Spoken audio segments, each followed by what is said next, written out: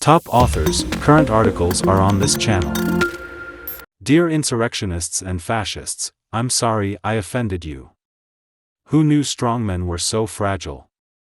The insurrectionists of January 6 busted into the Capitol, hit police with fire extinguishers, flagpoles, bats, stun guns, and pepper spray. They threatened to kill the vice president and tried to overthrow the 2020 election. And now, they want an apology. MAGA Republican leaders have fomented violence, attacked the rule of law and deceived tens of millions of people into rejecting the outcome of free and fair elections. And now, they, too, want an apology. I'm sorry, but these authoritarians have some terribly tender egos.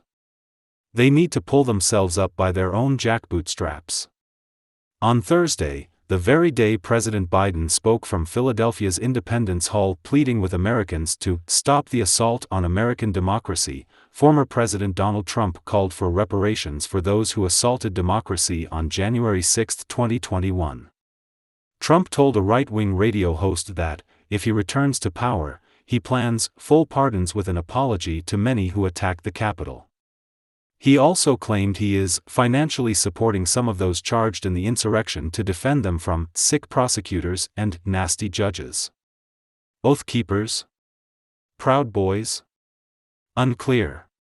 He didn't say which insurrectionists he's bankrolling.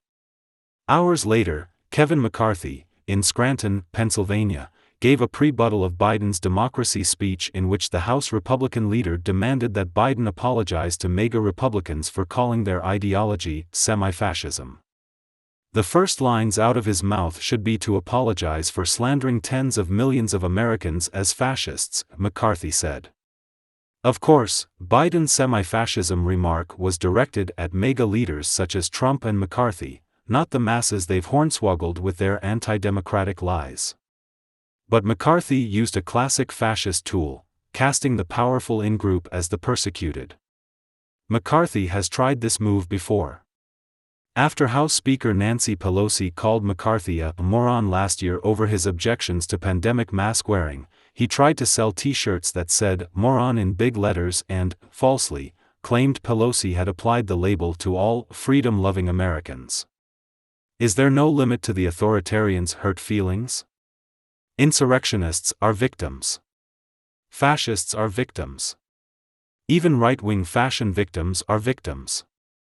A new outlet calling itself The Conservator just published an equine-themed fashion spread of Lara Trump, showing her atop a horse, barefoot, wearing a gauze gown belted with clustered pearls. Complains The Conservator, despite her beauty and accomplishments. Lara was never interviewed by Vanity Fair, Elle, Marie Claire or any of the other fashion and lifestyle magazines. As the unauthorized spokesman for fashion magazines, I humbly and unreservedly apologize to the former president's daughter-in-law for this unforgivable oversight.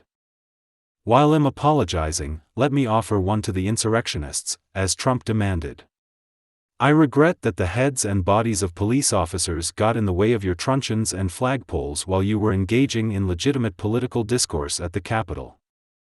I hope that you didn't hurt your fingers while gouging their eyes, and that their blood didn't stain your tactical assault gear. If it did, please send me the dry cleaning bill. I am so sorry that, on your normal tourist visit, you didn't get to use your noose or all the guns stockpiled at the Comfort Inn in Alexandria. Please forgive me for previously quibbling with your plan to hang Mike Pence and your use of the Confederate flag in the halls of Congress. I apologize that you had to break windows and doors, climb scaffolding and rappel into the Senate chamber. My bad. Next time you want to overthrow an American election, just knock. And raise an apology to the semi-fascists, as McCarthy demanded. I'm so sorry you've convinced millions of people to believe the egregious lie that the 2020 election was stolen. I'm sorry you are making heroes of the criminals who attacked our seat of government. I'm sorry you're currently fomenting violence against the FBI and the IRS. I'm sorry you're passing laws giving yourselves more power to overthrow the 2024 election results if you lose, and I'm sorry you're nominating candidates committed to doing so. I'm sorry you don't like it when the Justice Department enforces the law and protects national security. I'm sorry you've lionized Hungarian strongman Viktor Orbán, and I'm sorry you say that the Democratic Party, not Vladimir Putin's Russia, is the real enemy.